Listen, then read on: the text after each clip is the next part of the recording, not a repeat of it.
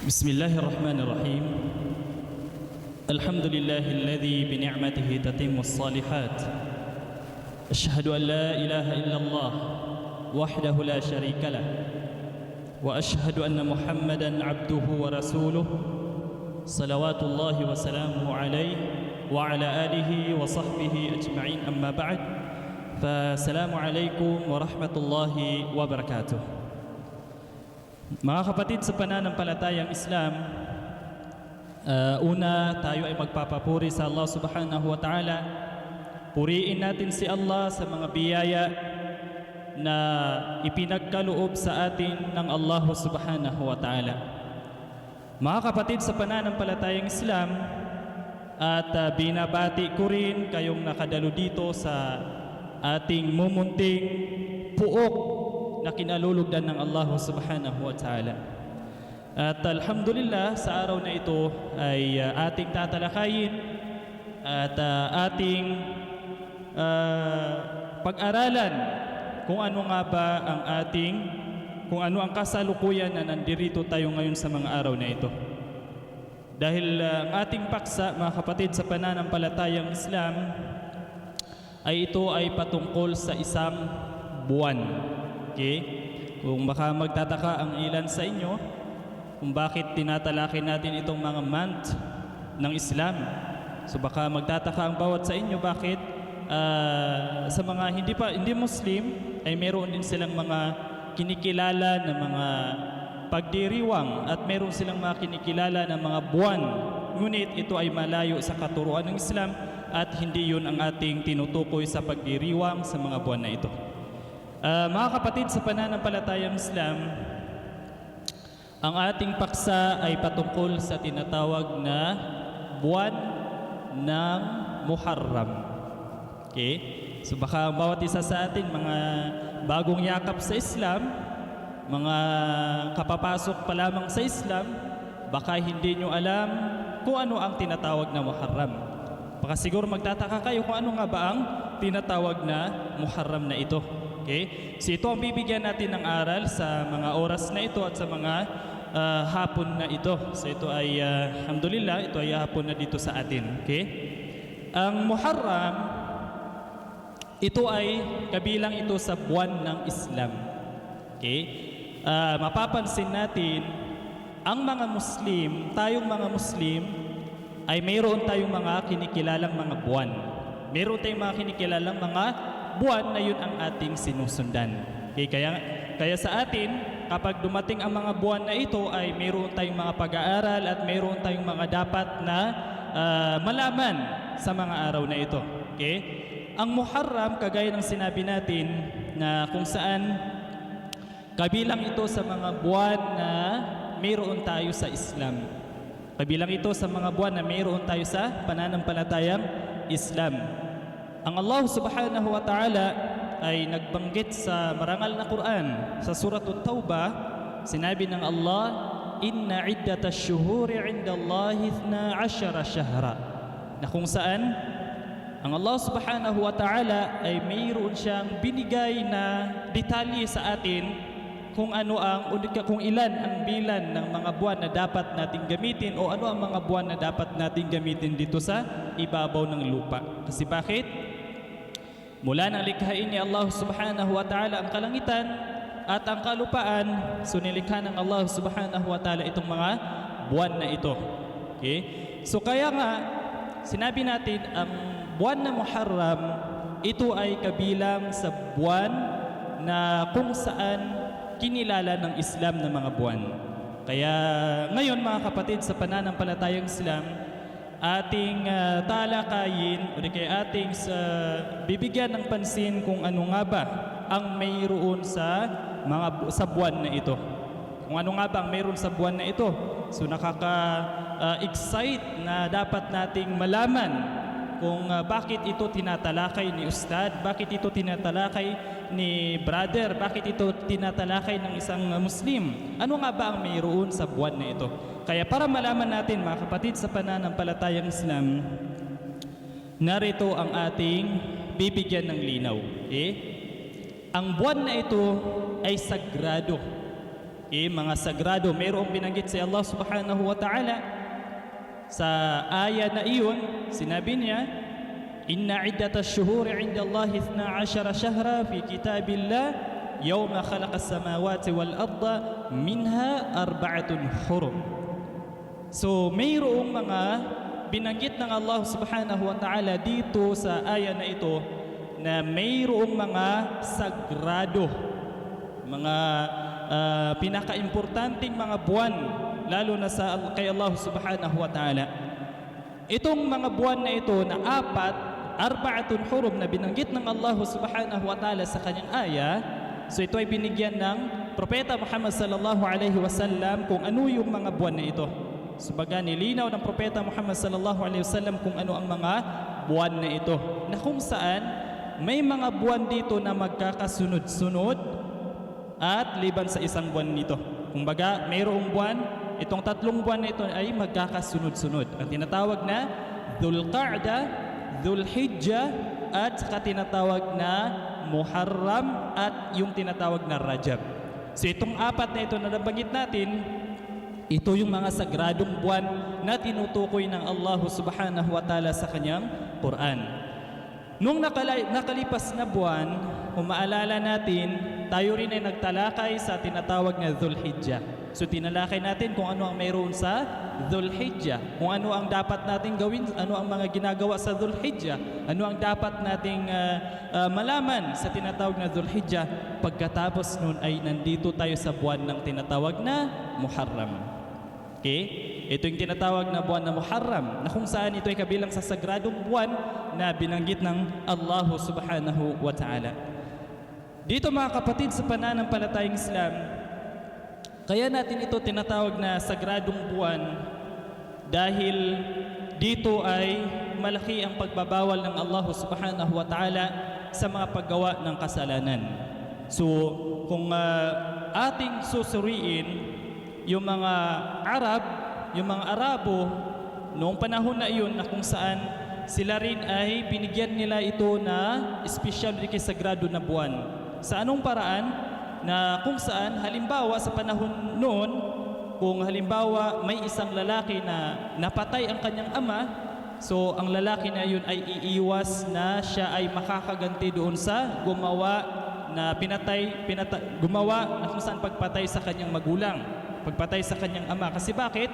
Dahil yun sa pagkilala nila, dahil yun sa kikilala nila, pagdadakilan nila sa mga buwan na ito na kung saan sagrado na espesyal para sa mga tao, na kung saan yun ay nung dumating ang Islam, nung binigyan na ito ng patakaran ng Islam, ay mas ito ay pinaigting ang pagiging sagrado at pinaigting ang pagiging espesyal nito.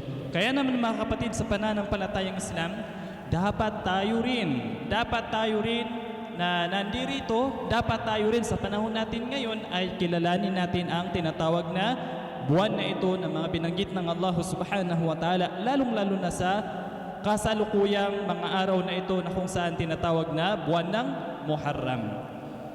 Pangalawa, sa mga araw na ito, naganap ang pangyayari na hanggang ngayon hindi natin makakalimutan. Pati yung mga kapatid natin na hindi mga Muslim ay alam nila ang pangyayaring ito. Alam nila ang pangyayaring ito. Ito yung tinatawag na pagligtas nung iniligtas ng Allah, iniligtas ng Panginoon si Propeta Musa, si Propeta Moises sa kamay, sa pananakit at sa pinsalaan ni Fir'aun la'natullahi alayh. Ang kasumpaan ay mapa kay Fir'aun, na kung saan ito ang mga araw, mayroon sa mga araw sa buwan ng Muharram, dito sa loob ng sa buwan na ito, may araw na kung saan diyan naganap ang tinatawag na pagligtas ni Musa kay Fir'aun la'natullahi alayh. So mamaya malalaman natin kung saan sa mga araw dito sa Muharram naganap ang pangyayaring iyon. Kaya naman nung binanggit ng Allah subhanahu wa ta'ala, dahil sa atin sa Islam, sa pananampalatayang Islam, ay hindi natin kinalimutan ang mga naunang mga propeta. Hindi natin kinalimutan ang mga history, mga naunang propeta bago pa ang propeta Muhammad sallallahu alaihi wasallam, dahil kinilala pa rin natin. Ito yung kagandahan natin sa Islam. Kasi bakit? Ang Islam ay kumpleto. Ang Quran ni Allah subhanahu wa ta'ala ay binanggit sa Quran, sinalaysay sa Quran ang mga pangyayaring naganap sa panahon ng mga naunang mga propeta. Kaya naman mga kapatid, sa pananampalatayang Islam, ang Allah subhanahu wa ta'ala ay nagbanggit sa Quran na kung saan inilarawan ng Allah subhanahu wa ta'ala ang pagkaligtas ng Musa alayhi salatu wasalam sa mga kamay ni Fir'aun. Sinabi ng Allah subhanahu wa ta'ala sa banal na Quran, فَأَوْحَيْنَا إِلَى مُوسَى أَنِ اضْرِبْ بِعَصَاكَ الْبَحْرَ فَانْفَلَقَ فَكَانَ كُلُّ فِرْقٍ كَالطَّوْدِ الْعَظِيمِ. Ito ay binanggit ng Allah subhanahu wa ta'ala. Sinabi niya na kung saan nung ang Musa ay nadatnan siya ng revelasyon, nadatnan siya ng kautusan ni Allah subhanahu wa ta'ala, dahil sila ay nasa panahon na kritikal sa kamay ni Fir'aun. Dahil hinabol sila ng Fir'aun at ang mga sundalo ni Fir'aun. Ngayon, ang Musa alayhi salatu wasalam at kasama yung mga sumunod kay Musa, sumunod kay Moises na mga naniwala sa kanya, ngayon ay inahabol sila ni Paraon. Inahabol sila ni Fir'aun at ang mga sundalo ni Fir'aun. Ngayon, pagdating sa pangyayaring iyon, ay nasa critical na ang pangyayari ni, nasa critical na ang sitwasyon ni Musa alayhi salatu wassalam. Kasi bakit? Wala na silang makita na pwedeng pagtaguan, wala na silang makita na pwede pang puntahan maliban na lamang sa tubig o di kay dagat na kanilang nahaharap. Okay, so dito tingnan nyo ang kapangyarihan ng Allah subhanahu wa ta'ala na binigay ng Allah subhanahu wa ta'ala kay Musa alayhi salatu wasalam na isang mu'jiza, isang milagro na kapangyarihan na binigay kay Musa alayhi salatu wasalam, na kung saan inutusan niya ang Musa na ihampas ang tungkod niya sa dagat. So ito ay maririnig din natin sa mga kwento ng ating mga kapatid na hindi mga Muslim, na kung saan ito rin ay nabanggit ng Allah subhanahu wa ta'ala sa Quran ni Allah subhanahu wa ta'ala. Dito, nung hinampas na ni Musa ang kanyang tungkod, ito ay nabiyak sa kakayahan ng Allah subhanahu wa ta'ala. Siyempre, sa kapahintulutan ni Allah subhanahu wa ta'ala nangyari iyon, na kung saan nabiyak ng magkadalawang biyak ang tinatawag na tubig, na yun ang dinaanan ng ni Musa alayhi salatu wasalam at si Fir'aun, at Musa alayhi salam at ang kanyang mga kasamahan na naniwala di kay sumunod kay Musa alayhi salatu wasalam. Nung nangyari iyon mga kapatid sa pananampalatayang Islam, sinabi ng Allah subhanahu wa ta'ala, wa anjayna Musa wa man ma'ahu ajma'in thumma aghraqna al-akharin. Sinabi ng Allah subhanahu wa ta'ala, dahil yun sa pagmamahal ng Allah subhanahu wa ta'ala sa mga taong naniwala sa Allah, sa mga tao na kung saan naniwala sa Allah subhanahu wa ta'ala at lalong-lalo na sa kanyang propeta na si Moises, iniligtas sila ng Allah subhanahu wa ta'ala. Iniligtas sila ng Allah saan? Sa mga kamay ni Fir'aun. Iniligtas sila ng Allah subhanahu wa ta'ala sa mga sundalo ni Paraon, hanggang sa ang mga kasamahan ni Moises na naniniwala sa kanya, hanggang sa sila ay iniligtas ng Allah subhanahu wa ta'ala, yung mga nakasama ni Moises. Thumma aghraqna al-akharin. At pagkatapos noon na iligtas na si Musa alayhi salatu wasalam, dun na naganap ang pangyayari na kung saan ang ikinamatay ni Fir'aun la'natullahi alayhi, na kung saan ito ay nilunod sila ng Allah subhanahu wa ta'ala. Nilunod sila, inutusan ng Allah subhanahu wa ta'ala ang dagat na itiklop ito nung nakaalis na sila Musa at nakaahon na mula sa dagat na iyon na dinaanan nila.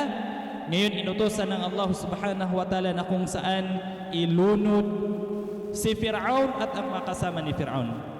Kaya naman mga kapatid, sa pananampalatayang Islam, doon nagtapos ang himagsik ni Fir'aun la'natullahi alayhi. Doon nagtapos ang pamiminsala ni Fir'aun la'natullahi alayhi, na kung saan yun ay inilunod sila ng Allah subhanahu wa ta'ala. Ngunit ang Musa alayhi salatu wasalam, sila ay iniligtas ng Allah subhanahu wa ta'ala. So ngayon mga kapatid, sa pananampalatayang Islam, yun ay bilang kakaunting pagbibigay natin sa senaryo kung bakit ano ang meron sa mga buwan na ito. Kasi bakit sa mga buwan na ito, kagaya ng sinasabi natin, na sa buwan na ito naganap ang hindi natin makakalimutan na pangyayari sa panahon ni Musa alayhi salatu wasalam. Dito naman mga kapatid, sa pananampalatayang Islam, ano nga ba ang mga gawain sa buwan na ito? Ano nga ba ang dapat nating gawin? Ano nga ba ang mga karapat-dapat na gawin natin sa mga buwan na ito? So dito, una, mga ilan, pagpapakarami ng kabutihan at pag-iwas sa mga kasalanan. Lalong-lalo na sa mga buwan na ito na mga sagrado na binanggit natin, na kung saan kinakailangan ay magpakarami tayo sa paggawa ng kabutihan at pakiiwasan natin lalo ang mga paggawa ng kasalanan. Mga kasalanan ng mga malalaki, mga kasalanan ng mga maliliit, na mga alam natin na ito'y pinagbabawal ng Allah subhanahu wa ta'ala, na ito ay kinakailangan ay pakalayuan natin. Kasi bakit?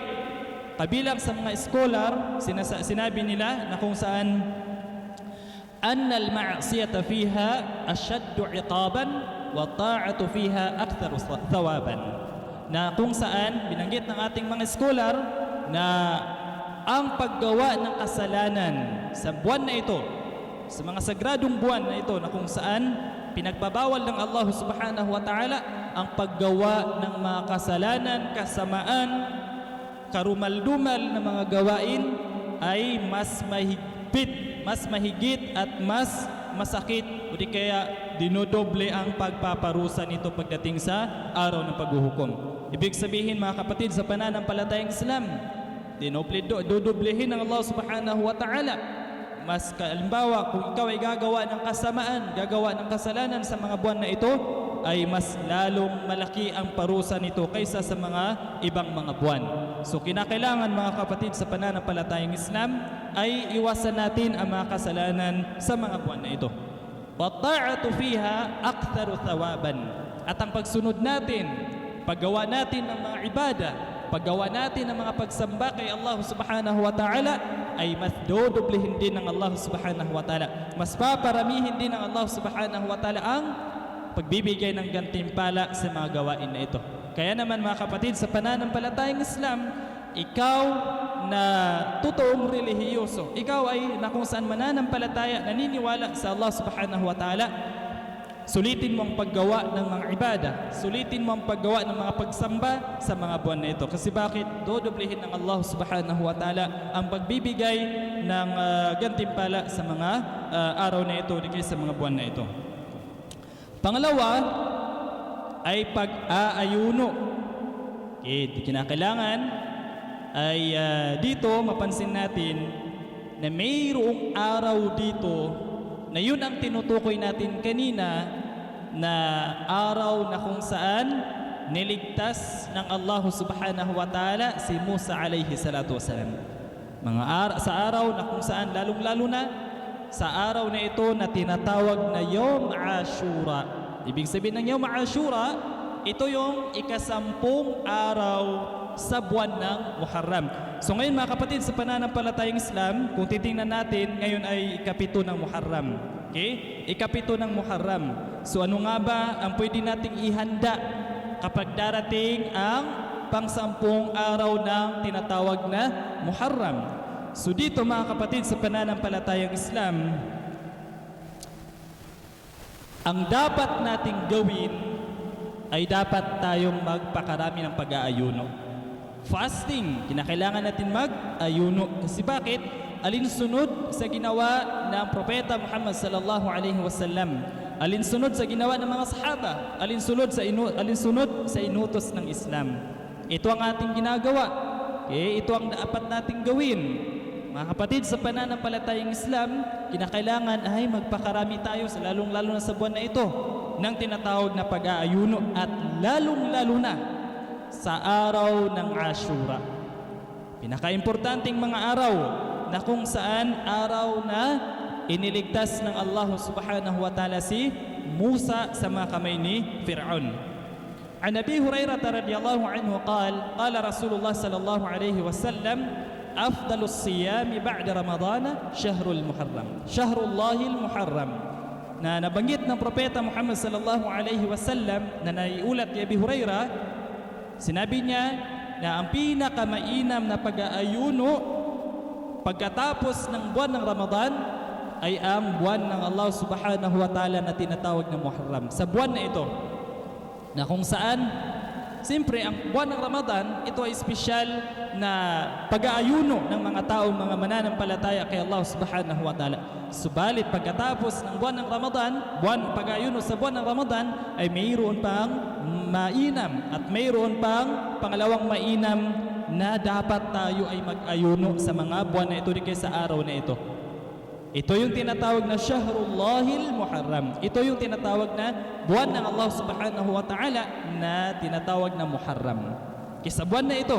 Kaya naman mga kapatid sa pananampalatayang Islam, ito ay nangangahulugan na kung maaari, kung makayanan natin na tayo ay magpakarami ng pag-aayuno ng mga sunnah na pag-aayuno dito sa buwan na ito na kung saan sulitin na natin ang paggawa ng mga pagsasagawa ng pag-aayuno dito. At ganun din, nanggaling na hadith kay Aisha radhiyallahu anha, asawa ng propeta Muhammad sallallahu alaihi wasallam, anna an-nabiy sallallahu alaihi wasallam kana yasumu Ashura, akhrajahu Muslim. Na kung saan ang nabanggit ng Aisha, hadith na ito nanggaling kay Aisha, na iulat niya na kung saan ang propeta Muhammad sallallahu alaihi wasallam siya ay nagsasagawa ng pag-aayuno sa Ashura, sa araw ng Ashura. Ano ang kahulugan ng Ashura na sinasabi natin? Ito yung pang-10 araw ng buwan ng Muharram. Kaya naman mga kapatid sa pananampalatayang Islam, ibig sabihin ang propeta Muhammad sallallahu alaihi wasallam mismo ay ginagawa niya ang pag-aayuno sa araw na ito. At nanggaling din kay Ibn Abbas radhiyallahu anhuma قدم النبي صلى الله عليه وسلم المدينة فرأى اليهود تصوم يوم عاشوراء فقال ما هذا؟ قالوا هذا يوم صالح، هذا يوم نجى الله بني إسرائيل من عدوهم فصامهم موسى قال فأنا أحق بموسى منكم فصامه وأمر بصيامه أخرجه البخاري.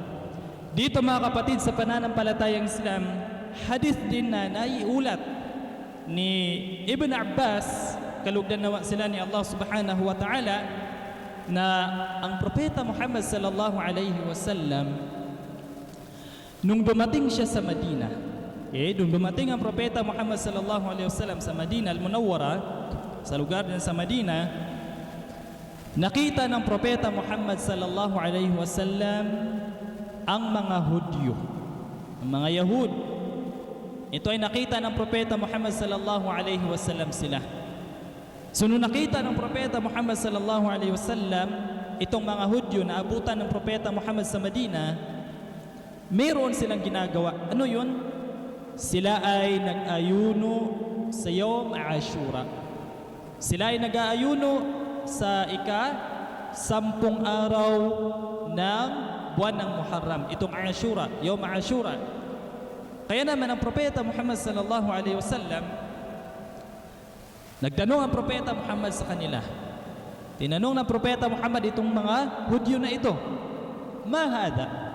Ano itong ginagawa ninyo? Ibig sabihin, bakit kayo nag-aayuno sa Yom Ashura? Kaya anong ginagawa ninyo sa Yom Ashura na ito?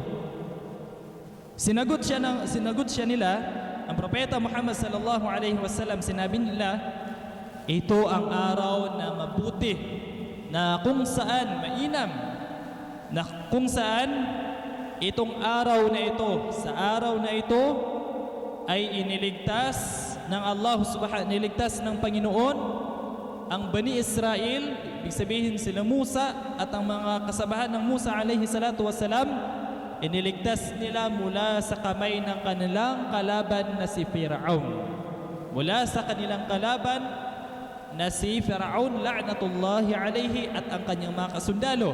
Ibig sabihin yun yung binanggit natin kanina na kwento, maikling kwento sa kung saan natalakay natin, nabigyan natin ng pansin sa panahon ni Musa alayhi salatu wasalam at saka kay Fir'aun la'natullahi alayhi, na kung saan ito ay binanggit nila na kung saan fasamahu Musa. Sa mga araw na ito ay nag-ayuno si Musa alayhi salatu wasalam. Saan? At para saan? Bilang pagpapasalamat sa Allah subhanahu wa ta'ala na niligtas sila mula sa kapahamakan ni Fir'aun. Ibig sabihin, ang Musa alayhi salatu wasalam, ito ay nag-ayuno sa mga araw na ito bilang pagpapasalamat kay Allah subhanahu wa ta'ala. Kaya naman, nung narinig ito ng Propeta Muhammad sallallahu alayhi wasallam, sinabi niya, "Fa-ana ahaqqu bi Musa minkum." Mas ako ang mayroong karapatan at mas ako ang malapit kay Musa kaysa sa inyo. Kasi bakit? Ang Propeta Muhammad sallallahu alaihi wasallam, siya ay propeta. Siya ay sinugo ng Allah. So magkapareho sila ng katungkulan ni Musa. Magkapareho sila ng posisyon ni Musa, na si Musa ay propeta, sinugo ng Allah subhanahu wa ta'ala. At ganun din si Propeta Muhammad sallallahu alaihi wasallam ay sinugo ng Allah, huling sugo ng Allah. So kinakailangan, sinabi ng Propeta Muhammad sallallahu alaihi wasallam, mas kami ang mayroong karapatan. Mas ako ang mayroong karapatan. Mas ako ang malapit kay Musa. Bakit ito hindi ko gagawin? So kaya naman ang Propeta Muhammad sallallahu alaihi wasallam, fasamahu. Ito ay pinag-ayunuhan ng Propeta Muhammad sallallahu alaihi wasallam. Nag-ayuno siya sa buwan ng Ashura, o di kay sa araw ng Ashura, dito sa loob ng buwan ng Muharram. Wa amara bisiyamih. At ganun din tayo, mga kapatid, sa pananampalatayang Islam. Mga sahaba ng Propeta Muhammad SAW, nung lalaman ninyo ng Propeta Muhammad, nung sinagawa ng Propeta Muhammad SAW ang pag-aayuno, ganun din na inutusan din ng Propeta Muhammad sallallahu alaihi wasallam ang kanyang mga sahaba at ang mga Muslim na ito ay pag-ayunuhan ang araw ng Ashura, ika-10 araw ng Muharram. Okay. Dito, mga kapatid, sa pananampalatayang Islam, mayroong araw na kinakailangan din nating malaman. Okay? May araw din na kinakailangan nating malaman na ito ay pwede rin natin itong pag-ayunuhan. So kanina, binabanggit natin yung pang-10 araw ng buwan ng Muharram. Ito yung Yawm Ashura. So tinatawag na Ashura. So mayroon ding araw na tinatawag na Tasu'a. Ito yung pang-9 na araw ng Muharram. So baka magtataka kayo, bakit kasama ba yung pang-9 na araw? So bakit tayo mag-aayuno dyan? Sinasabi natin, pang-10 araw lang ng Muharram, pang-10 araw lang ng Muharram, ito yung Ashura. So bakit mayroon pang pang-9? O bakit mayroon pang mga ibang mga araw na pwede natin pag-ayunuhan? So dito mababanggit natin, mga kapatid, sa pananampalatayang Islam, sunna din na tayo ay mag-ayuno sa araw ng Tasu'a. Itong pang-9 na araw ng Muharram. Ibig sabihin, alinsunod ito sa Propeta Muhammad sallallahu alaihi wasallam. فعن ابن عباس رضي الله عنهما أن النبي صلى الله عليه وسلم صام يوم عاشوراء قيل له إن اليهود والنصارى تعظمه فقال فإذا كان العام المقبل إن شاء الله صمنا اليوم التاسع. قال ابن عباس فلم يأتي العام المقبل حتى توفي رسول الله صلى الله عليه وسلم. Binanggit ng Propeta Muhammad sallallahu alaihi wasallam na kung saan naiulat ni Ibn Abbas, kalugdan nawa silang dalawa ni Allah subhanahu wa ta'ala, ang Propeta Muhammad sallallahu alaihi wasallam, siya ay nag-ayuno sa araw ng Ashura. Siya ay nag-ayuno sa pang-10 araw ng Muharram. Dahil bakit? Dito, mga kapatid, sa pananampalatayang Islam, ay ito'y bilang pagdidiwang ng mga Yahud, ng mga Hudyo. Sila rin ay ginawa nila itong malaki sa kanilang araw na kung saan sila ay ginagawa rin nila ang tinatawag na pag-aayuno. Subalit sa atin sa pananampalatayang Islam, ang propeta Muhammad sallallahu alaihi wasallam, sinabi niya sa hadith na iyon, kapag maabutan ko ang darating na taon, insyaallah sumna yawm at-tas. Insyaallah, sabi ng propeta Muhammad sallallahu alaihi wasallam, sa kapahintulutan ng Allah ay ako ay mag-aayuno ng ikasyam ng buwan ng Muharram bago ang Ashura. Ibig sabihin yung ikasyam. Kasi bakit? Nung binanggit ng propeta Muhammad sallallahu alaihi wasallam yun ay nangangahulugan na kabilang iyon sa dapat gawin sana ng propeta Muhammad sallallahu alaihi wasallam, at tayo rin mga Muslim bilang pagsunod sa propeta Muhammad sallallahu alaihi wasallam, yun ay dapat nating sundin. Subalit ang propeta Muhammad, hindi niya yun aabutan. Hindi naabutan ng propeta Muhammad sallallahu alaihi wasallam sa sumunod na taon yung pangsyam ng Muharram. Kasi bakit? Yun ay inabutan na siya ng kamatayan, inabutan na siya ng sakratal maut. Kaya naman mga kapatid, sa pananampalatayang Islam, kung naabutan sana ng Rasulullah sallallahu alaihi wasallam yung pangsyam na araw ng Muharram, ang propeta Muhammad sallallahu alaihi wasallam ay siya rin ay mag-aayuno sa araw na ito. Bakit? Bilang pagsalungat natin sa mga Hudyo, bilang pagsalungat natin sa mga hindi Muslim, bilang pagsalungat natin sa kanila. Kasi bakit sila rin ay nag-aayuno sa Yawm Ashura, sa pang-10 araw. Ngunit tayo sa Islam ay pinaiwasan tayo na sila ay gayahin. Kasi bakit? Tayo ay mananampalataya kay Allah subhanahu wa ta'ala at kumilala sa kay Allah subhanahu wa ta'ala at tinanggap ang propeta Muhammad sallallahu alaihi wasallam. So bilang pagsalungat sa kanila, kaya naman marapat, kung maaari, kabilang din sa dapat nating pag-aayunuan ay dito sa ikasyam na araw ng Tasua. Ibig sabihin, bago ang Ashura, bago ang pang-10 ay sunna na kung saan tayo ay mag-ayuno din sa pang-siyam ng buwan ng Muharram. So mayroon ilan na mga ahadith na nabanggit rin ng propeta Muhammad sallallahu alaihi wasallam na kung saan bago ang Ashura at pagkatapos ng Ashura, so pwede rin pag-ayunuhan. So ibig sabihin, may mga kalagayan dito na pwede natin pag-ayunuhan, basta wag lang natin ihiwalay, wag natin iwan ang pang-10 araw ng Ashura. So halimbawa, bago mag-Ashura, pang-siyam, at pagkatapos ng Ashura, so pwede rin mong pag-ayunuhan. O di kaya ang pang-10 ka mag-ayuno, at pagkatapos nun sa pang-11 sa magkasunod yon ay pwede ka rin mag-ayuno. Ang importante dito mga kapatid sa pananampalatayang Islam, na dapat natin na wag natin iwan sa pag-aayuno sa mga araw na ito, itong pang-10 araw ng Muharram. Pero kagaya ng sinasabi natin, walang problema kung tayo magpapakarami. Kasi bakit? Kinakailangan, dapat rin gawin na isang Muslim ay siya ay magpapakarami ng tinatawag na pag-aayuno sa mga buwan na ito. So kung kaya mo na bago ang Yawm Ashura at saka yung pang-10 at saka yung pagkatapos nito, walang problema kung ikaw ay mag-aayuno roon.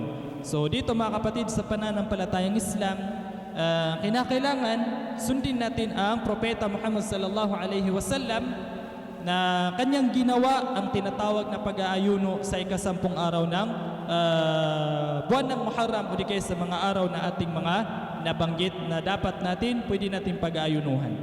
Okay.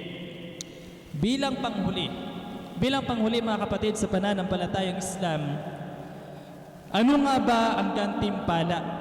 Ano ang reward? Ano ang gantimpala? Kung gagawin natin iyon, kung mag-aayuno tayo sa binanggit natin na mga araw, ano nga ba ang gantimpalang ibibigay at makukuha ng taong nagsasagawa nito? So mayroon tayong mababanggit dito inshallah subhanahu wa ta'ala na gantimpala na kinakailangan, opportunity na natin, pagkataunan ng taong Muslim, mananampalataya, na kanya itong kunin ang reward na ito. kanyang makamit, kanyang makuha ang gantimpala na ito. Ano iyon? Na hadith na nanggaling kay Abi Qatada radiyallahu anhu, kalugdan nawa siya ni Allah subhanahu wa ta'ala, na kung saan nabanggit ng Propeta Muhammad sallallahu alaihi wasallam, sinabi ng Propeta Muhammad sallallahu alaihi wasallam, wa siyamu yawmi ashura ahtasibu ala Allah an yukaffira sanata allati qablahu. Akhrajahu Muslim. Ito yung tinatawag nating gantimpala na makukuha natin dito. Makukuha natin dito sa pag-aayuno, lalo na dito sa ika-10 araw ng Muharram, mayroong ibibigay si Allah subhanahu wa ta'ala sa atin. Ano yun? Minanggit ng Propeta Muhammad sallallahu alaihi wasallam na ang kapalit nun, ang gantimpala nun, ay ipapatawad sa atin ng Allah subhanahu wa ta'ala. Ano yun? Ang ating mga kasalanan na nakalipas na taon. Ibig sabihin, isang taon na nakalipas na ating mga ginawang kasalanan, mga maliliit na kasalanan na ating mga nagagawa, hindi natin namamalayan, hindi natin nahihingi ng patawad kay Allah subhanahu wa ta'ala, na hindi natin napapansin na nakagawa tayo, nakapagsalita tayo sa ating mga kapwa nang hindi maganda, nakagawa tayo ng paglabag sa batas ni Allah subhanahu wa ta'ala, na hindi umantong sa malaking kasalanan. Kasi kung malaking kasalanan, so kinakailangan mo magtauba, so kinakailangan mo ay magbalik loob kay Allah subhanahu wa ta'ala.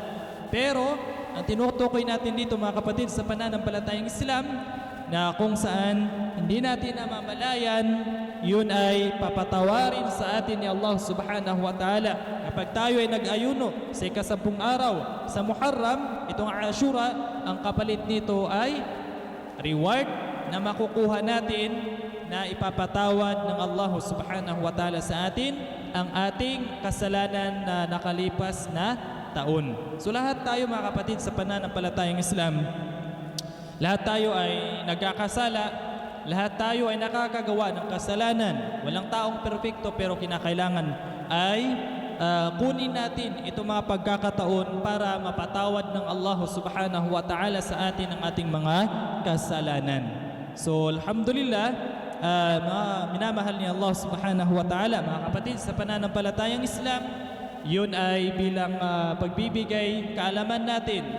Bawat isa, alhamdulillah, naway nabigyan kayo ng idea, di kayo nabigyan kayo ng mga detalye patungkol dito sa buwan ng Muharram. Sinuulit natin, mga kapatid, sa pananampalatayang Islam, itong buwan ng Muharram, ito yung unang buwan sa Islam. Kaya ito yung halimbawa, pagpapalit ng taon, ito yung unang buwan sa pananampalatayang Islam.